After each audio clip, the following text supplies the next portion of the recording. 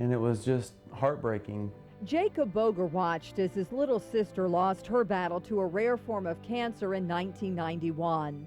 He'd lose his estranged mother at age 44 to breast cancer in 2002. My dad was a fantastic dad. His dad would die 2 years later at age 50.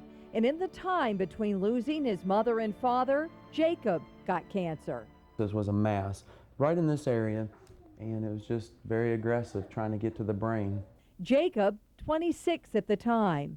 Then I didn't get my life changed so dramatically for 2 years later to die.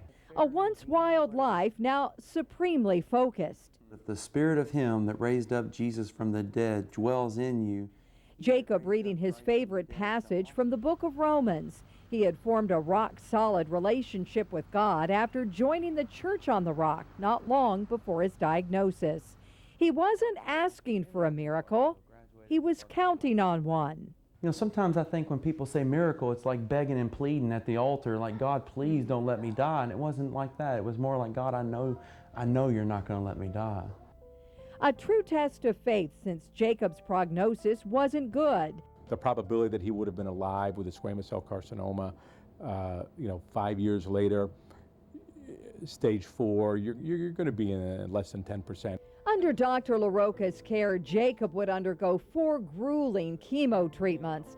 By his side, the woman who would later become his wife, the pastor's daughter, Jessica. You see somebody looking so badly, it's like that's the true test of faith, to keep that alive in your heart, what you want the outcome to be. Then one night while sleeping, Jacob awoke to an inner voice. Just as loud and clear as us talking right now says, stop taking the treatments, it's over and it's done. No more chemo, no radiation. He would get one more MRI for good measure. An MRI and divine intervention, he says, that would change everything. There's absolutely no evidence that you've ever had cancer.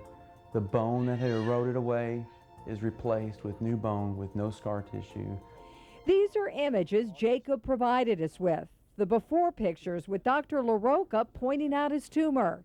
All this area is tumor. This is the after. The tumor has, I think the correct term is vanished. And lo and behold, Something wonderful has happened. There's no question. Something wonderful happened on an MRI. It had a spectacular response. medicine or miracle? You say spectacular recovery. Mm-hmm. He says miracle. Yeah, and there is a connection between spirituality, the mind, and the body. And it's difficult for me to give the absolute answer one way or the other. Do you say this was a miracle? Yes. Yes, I do. 9 years later, Jacob and Jessica, husband and wife, partners and believers.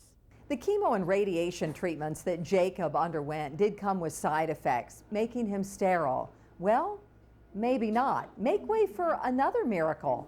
How about 2? Your 4-leg lock. Look at it. Gotcha. 2 beautiful boys, the older son named Roman after that favorite Bible passage, the younger son Judah, meaning thanks. Jacob giving thanks by traveling the world spreading the gospel with his father-in-law. You got to maintain what you obtain. And I feel like that out of thankfulness that I would want to serve God who gave me a miracle. And you know what could have been. That's right. What do you think? Only God could have done this. Staring death in the face and instead, they say, seeing the grace of God.